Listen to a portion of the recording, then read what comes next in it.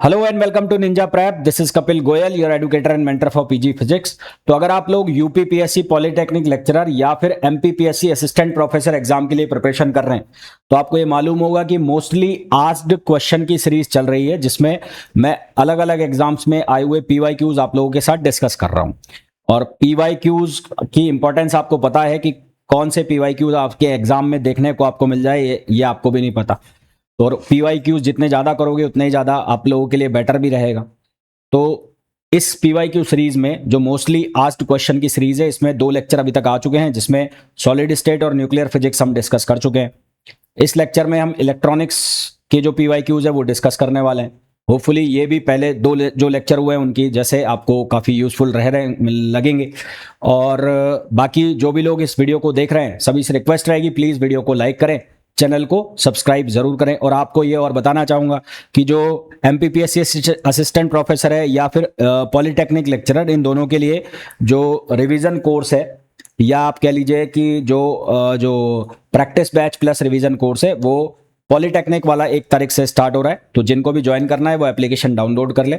और एमपीपीएससी वाला already start है, तो जिन्हें भी लेना है तो वो एप्लीकेशन पर जाकर ले सकता है। तो चलिए स्टार्ट करते हैं वीडियो।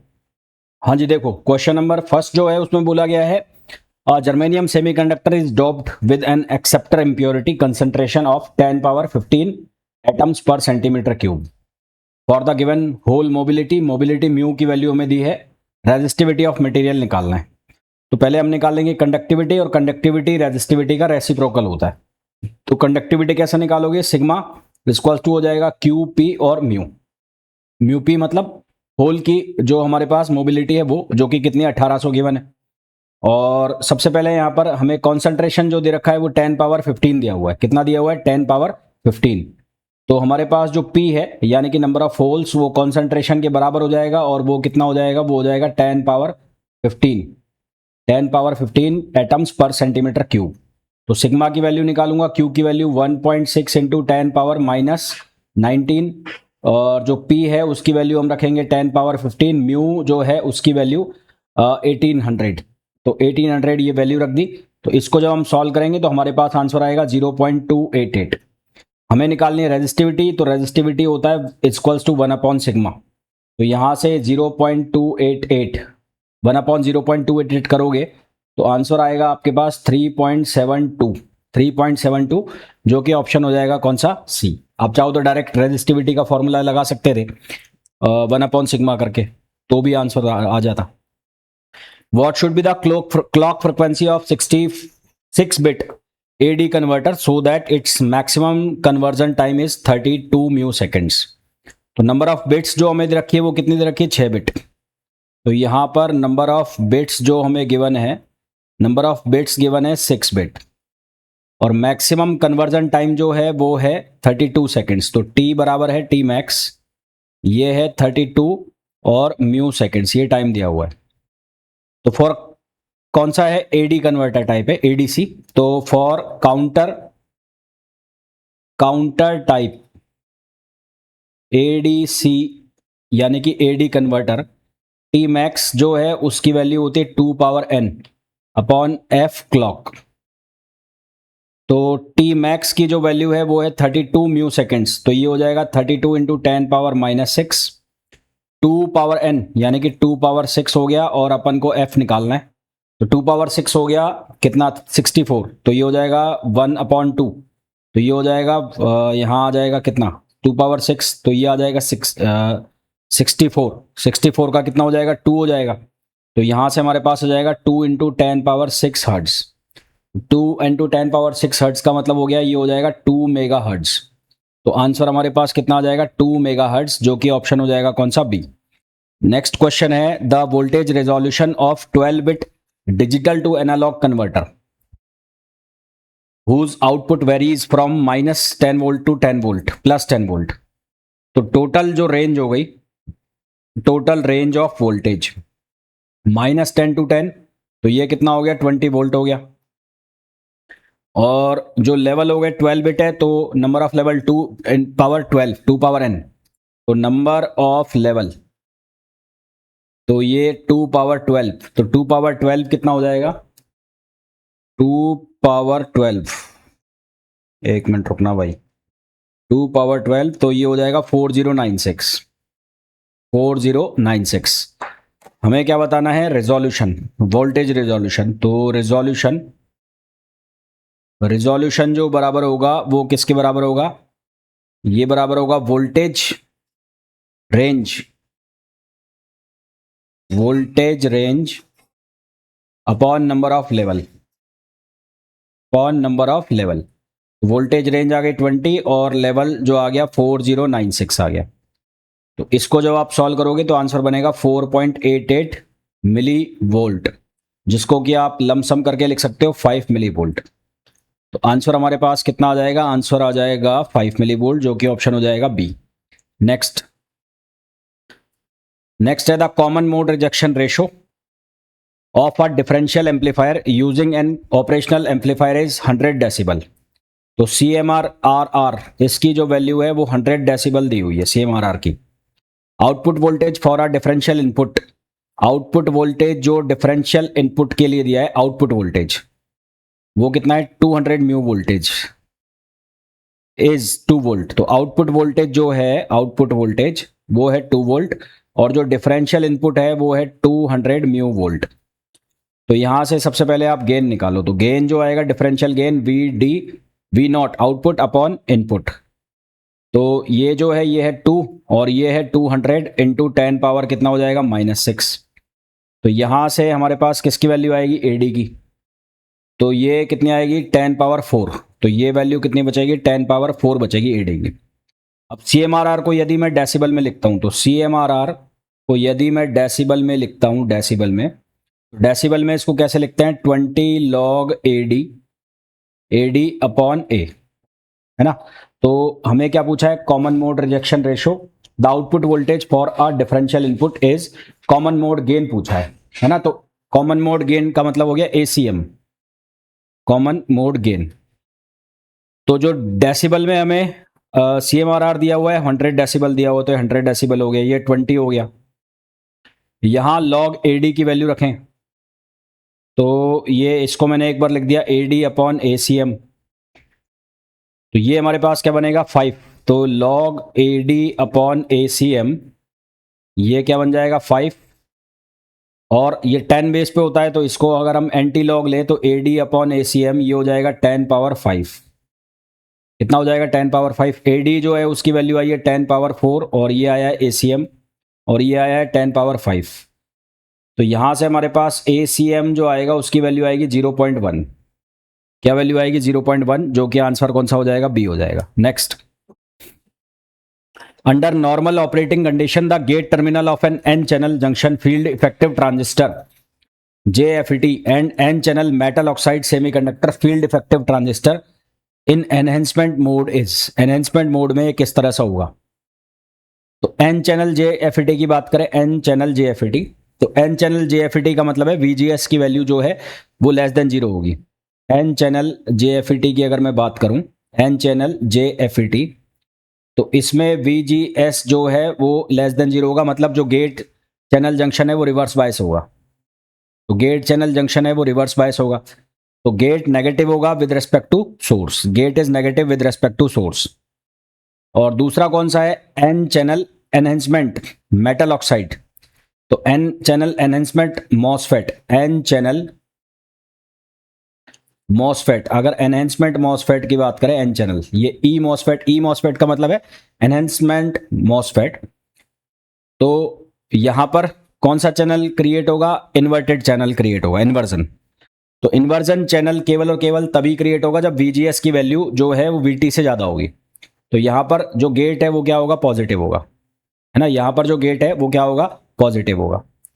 तो N channel MOSFET E MOSFET में एन इन्वर्जन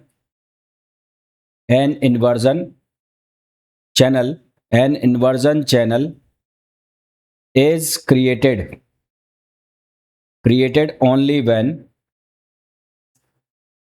when VGS ज्यादा होगा किससे, VT से, टर्मिनल वोल्टेज से। तो देयरफॉर जो गेट है वो यहां पर क्या होगा, मस्ट बी पॉजिटिव। तो गेट मस्ट बी पॉजिटिव, तो यहां पर गेट जो है वो क्या आ जाएगा, पॉजिटिव आ जाएगा।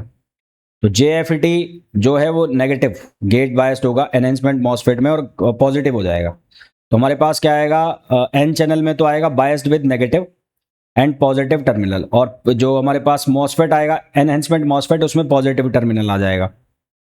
तो आंसर हमारे पास क्या आ जाएगा, डी आ जाएगा। Next, a common emitter transistor amplifier circuit is operated under a fixed bias, fix biasing में काम हो रहा है। In this circuit the operating point remains fixed with an increase in temperature, temperature बढ़ने पर क्या होगा वो हमें बताना है। तो देखो, कलेक्टर करंट की जो वैल्यू लिखते हैं जब हम फिक्स बायस की बात करते हैं तो वो लिखते हैं beta IB plus beta plus 1 और ICBO, ये लीकेज करंट है। ICBO कौन सी करंट है, लीकेज करंट। तो यहां पर IC जो है, टेम्परेचर बढ़ेगा, टेम्परेचर बढ़ेगा तो IC की वैल्यू क्या होगी, इंक्रीज होगी। टेम्परेचर इंक्रीज होगा तो IC की वैल्यू क्या होगी, इंक्रीज होगी। और हमारे पास जो फॉर्मूला होता है VCE का, वो होता है VCC माइनस IC ICRC। क्या होता है, ICRC।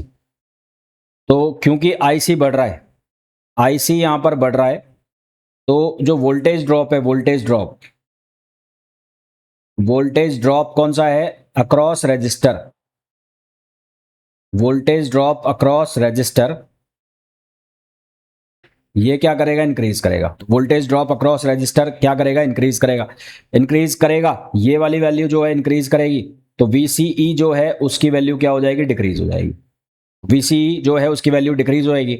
और हम जो बनाते हैं ऑपरेटिंग पॉइंट वाला, वो कैसे बनाते हैं, यहाँ पर ये होता है I और यहाँ होता है VCE। अब VCE की वैल्यू अगर डिक्रीज करेगी तो सीधी सी बात है ऑपरेटिंग पॉइंट जो है वो किधर की तरफ शिफ्ट करेगा, ऊपर की तरफ। ऑपरेटिंग पॉइंट सैचुरेशन की तरफ शिफ्ट करेगा। तो operating point moves toward the saturation region with increase in temperature.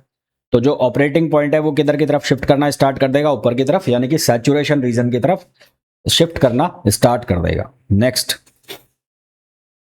resolution of a DA converter is approximately 0.4 of its full scale range. It is resolution 0.4% दिया है,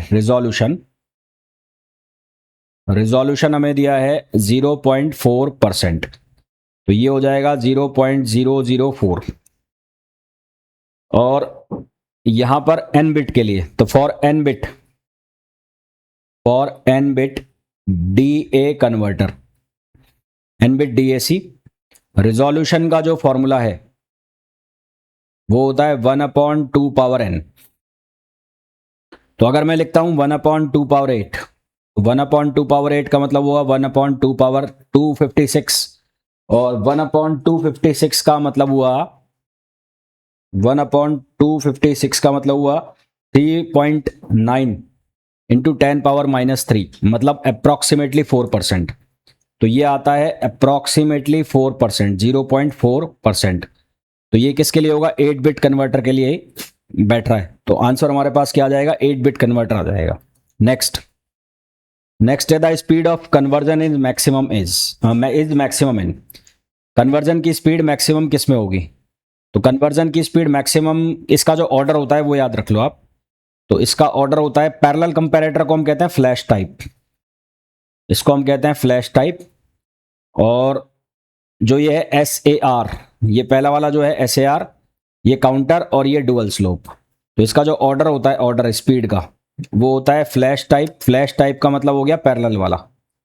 फिर सेकंड नंबर पे आता है हमारे पास SAR मतलब सक्सेसिव अप्रॉक्सीमेशन, सेकंड नंबर पे आता है SAR successive approximation. Third number पे आता है हमारे पास काउंटर, और फोर्थ नंबर पर आता है हमारे पास डुअल स्लोप। तो ये इनके ऑर्डर होते हैं, ये इनके ऑर्डर होते हैं। तो हमें पूछा है सबसे ज्यादा स्पीड किस में आएगी, तो सबसे ज्यादा स्पीड इसमें आएगी, बी में आएगी। Next, which of the following statement is true, and not gate are necessary and sufficient for the realisation of any logic function. And not gate are necessary and sufficient for the realisation of any logical function, तो ये गलत है क्योंकि universal gate नहीं है। और and not gate, तो ये भी गलत हो गया। NOR gate are sufficient to realise any logical function, NOR gate जो सफिशिएंट होता है, नॉर गेट सफिशिएंट होता है किस केस में, नॉर गेट होता है यदि आपको बनाना हो एंड गेट, आपको बनाना हो और गेट, और आपको बनाना हो नॉट गेट। तो इनके लिए सफिशिएंट होता है। और जो नैंड गेट होता है वो सभी के लिए काम करता है। तो NAND gate are not sufficient to realise any logical function, तो ये सभी के लिए काम करता है, जबकि यहां लिखा है नॉट सफिशिएंट। तो ये वाला जो ऑप्शन है डी, ये भी आपका क्या हो गया, गलत हो गया। तो केवल और केवल कौन सा बचा हमारे पास, सी बचा। तो सही आंसर हमारे पास क्या आ जाएगा, सी आ जाएगा। तो सही आंसर क्या आ जाएगा, सी आ जाएगा। नैंड गेट सभी के लिए काम करता है, यहां पर लिखा है नॉट सफिशिएंट, तो इसलिए जो नैंड गेट वाला है वो गलत हो गया। The terminal count of modulus 13 binary counter is, तो टर्मिनल जो होंगे, टर्मिनल वो निकाल लो पहले। तो टर्मिनल काउंट, तो टर्मिनल काउंट कैसे निकालोगे, n-1, तो ये आ जाएगा 13 - 1 कितना आ जाएगा, 12। अब 12 को बाइनरी में लिख देंगे तो कितना आ जाएगा, 1100। आंसर कितना आ जाएगा, डी आ जाएगा। तो आंसर कितना आ जाएगा, डी आ जाएगा। Next, when an 8-bit serial in serial out register is used for 24 μs time delay the clock frequency, तो टाइम डिले का जो फॉर्मूला n/f, f की वैल्यू हो गई n/t। तो n कितना है, 8-bit है, तो यहाँ 8-bit रख दिया। और t की जो वैल्यू है 24 μs, तो ये हो गया 24 × 10⁻⁻6। तो यहां से आंसर आ जाएगा 333 किलो हर्ट्ज। यहां से आंसर आ जाएगा 333 kilo hertz. Next, in Miller integrator a resistance is used in parallel with the capacitance in the feedback path। Miller integrator में जो रेजिस्टेंस है वो पैरेलल में कैपेसिटेंस के साथ क्यों यूज किया जाता है, ओपन लूप के लिए, to avoid the open loop for direct current, तो इसके लिए हम इसको यूज करते हैं। तो आंसर क्या आ जाएगा, बी आ जाएगा। नेक्स्ट, द डिप्लेशन रीजन इन, इसका ऑर्डर होता है डिप्लेशन का, सबसे पहले होता है डिफ्यूजन, डिफ्यूजन के बाद होता है रिकॉम्बिनेशन। रिकॉम्बिनेशन कहां पर होता है, लेयर के पास होता है, डिप्लेशन लेयर के पास। फिर वहां पर इमोबाइल आयंस बन जाते हैं जिसका होता है आयोनाइजेशन, और फिर बनता है डिप्लेशन रीजन। फिर बनता है हमारे पास कौन सा रीजन, डिप्लेशन रीजन। तो ये प्रोसेस होता है, यानी कि चारों के चारों प्रोसेस कंसीडर किए जाएंगे। Next, the Schmitt trigger based circuits are better because they, ये स्कीमेट ट्रिगर जो सर्किट्स हैं ये अच्छे होते हैं क्योंकि ये फेल सिग्नल जैसे सच एज नॉइज, उसको क्या करते हैं, प्रोटेक्ट करते हैं, उससे प्रोटेक्ट करते हैं। ठीक है। और स्कीमेट ट्रिगर जो है ये एक तरह का कंपैरेटर है जिसके साथ पॉजिटिव फीडबैक होती है। तो ये क्या है, एक तरह का कंपैरेटर है, कंपैरेटर विद पॉजिटिव फीडबैक। ये एक तरह का कंपैरेटर है, किसके साथ, पॉजिटिव फीडबैक के साथ। पॉजिटिव फीडबैक वाला कंपैरेटर है जिसके दो थ्रेशोल्ड होते हैं, एक होता है अपर थ्रेशोल्ड, एक होता है लोअर थ्रेशोल्ड। और इन दोनों के बीच का जो डिफरेंस होता है अपर थ्रेशोल्ड और लोअर थ्रेशोल्ड के बीच का, उसको कहते हैं हिस्टैरिस। क्या कहते हैं उसको, हिस्टैरिस कहते हैं। और इस हिस्टैरिस की वजह से जो स्मॉल नॉइज सिग्नल है वो आउटपुट को चेंज नहीं कर पाते, तो उससे क्या कर लेता है, प्रोटेक्ट कर लेता है। ठीक है। अगला question, the dynamic resistance of an ideal junction, तो डायनेमिक रेजिस्टेंस का फॉर्मूला होता है ईटा VT अपॉन I। तो यहां पर आइडियल की बात चल रही है, तो आइडियल के लिए हमारे पास n की जो वैल्यू है वो 1 लेंगे, VT लेंगे रूम टेम्परेचर पर कितना लेंगे, 26 मेगा वोल्ट, कितना लेंगे, 26 मेगा वोल्ट। तो RD की जो वैल्यू है वो कितनी लिखी जाएगी, 26 × 10⁻³ और I करंट कितना है, 10 मिली एम्पियर, तो ये लिखा जाएगा 10 × 10⁻³ तो आंसर हमारे पास आ जाएगा 2.6 ओम। तो आंसर कितना आ जाएगा, 2.6, तो लमसम 2.5 आंसर आ जाएगा। Next, the input to a lock in amplifier, lock in amplifier का इनपुट है VT और ये है VI साइन ω/t + θi, ये इनपुट है। और इसके साथ एक और दिया हुआ है हमें, कौन सा, रेफरेंस सिग्नल। तो रेफरेंस सिग्नल के लिए जो लिखेंगे वो क्या लिखेंगे, VR, और ये लिखेंगे साइन, और ये ω/t + θr होगा। तो यदि दोनों सिग्नल को मल्टीप्लाई कर दे और लो पास फिल्टर से पास कराएं कट ऑफ फ्रीक्वेंसी पे, तो फाइनल आउटपुट क्या आएगा, तो दोनों को मल्टीप्लाई करना है। दोनों को मल्टीप्लाई करेंगे तो V बराबर किसके होगा, VI और VR। तो यहां क्या लिखा जाएगा, यहां लिखा जाएगा VI VR, और ये क्या बनेगा, साइन ये बनेगा sine omega T plus theta i, और ये बनेगा sine omega T plus theta r. अब साइन ए और साइन बी का फॉर्मूला लगा दो, तो वो क्या बनेगा 1/2 cos A minus B minus cos A plus B. तो साइन ए साइन बी का फॉर्मूला यूज कर रहा हूं, तो यहाँ 2 आ जाएगा, यहाँ आएगा cos A minus B. Cos A minus B का मतलब है theta I minus theta R minus cos A plus B. तो ये दोनों को ऐड कर दो, तो दोनों को ऐड करोगे तो 2 omega T plus theta I plus theta R, ये वैल्यू आ जाएगी। तो लो पास फिल्टर जो है, लो पास फिल्टर के लिए हमें फ्रीक्वेंसी का जो टर्म कितना है, वो फ्रीक्वेंसी का टर्म है 2 ओमेगा। तो लो पास फिल्टर के लिए फ्रीक्वेंसी जो है, वो फ्रीक्वेंसी कितनी हो गई 2 ओमेगा। तो जो लो पास फिल्टर है वो एसी कंपोनेंट को क्या कर देगा, रिमूव कर देगा। तो low pass filter removes AC component and only DC component remains. तो केवल और केवल कौन सा कंपोनेंट रहेगा, डीसी कंपोनेंट। तो V आउटपुट इक्वल्स टू, ये वाला पार्ट हट जाएगा, एसी को क्या कर देगा, रिमूव कर देगा। तो ये बचेगा VI/VR अपॉन 2 और cos theta I minus theta R. तो ये आंसर आ जाएगा। तो आंसर हमारे पास कौन सा आ जाएगा, आंसर आ जाएगा हमारे पास ए। आंसर क्या आ जाएगा, ए आ जाएगा। Next, band pass and band rejected filter can be implemented. तो बैंड पास के लिए तो क्या होता है, हाई पास की जो फ्रीक्वेंसी है वो लो पास से कम होनी चाहिए, और रिजेक्टेड के लिए हाई पास की ज्यादा होनी चाहिए लो पास से। तो आंसर हमारे पास क्या आ जाएगा, बी आ जाएगा।